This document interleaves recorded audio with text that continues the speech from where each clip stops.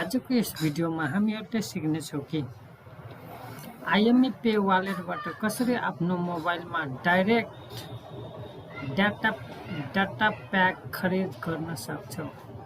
So यसको लागि सबभन्दा पहिला आइएमई रेमिटान्समा रहेको विभिन्न ड्यासबोर्ड आइएमई रेमिटान्सको ड्यासबोर्डहरूमध्ये मोबाइल डाटामा जानुपर्ने हुन्छ। त्यसपछि तपाईँले कुन मोबाइलमा त्यो डाटा प्याक खरिद गर्न चाहनुहुन्छ त्यो मोबाइल नम्बर यहाँ इन्टर गर्नुपर्ने हुन्छ। जस्तै 984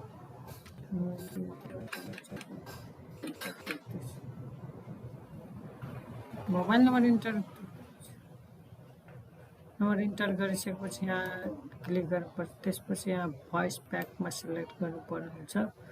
अब यहाँ तपाईँले कति रुपियाँको भोइस प्याक खरिद गर्न चाहनुहुन्छ वा कति दिनको मन्थली विकली वा डेली जुन भोइस प्याक तपाईँले खरिद गर्न चाहनुहुन्छ त्यो यहाँबाट सिलेक्ट गर्नुपर्ने हुन्छ। जस्तै मैले मन्थली खरिद गर्नुपर्ने भएकोले म यहाँ 145 रुपियाँवालाको खरिद गर्छु। त्यसपछि यहाँ आफ्नो पिन नम्बर इन्टर गर्नुपर्ने हुन्छ। पिन नम्बर इन्टर गरिसकेपछि यहाँ कन्फर्ममा क्लिक गर्नुपर्ने हुन्छ।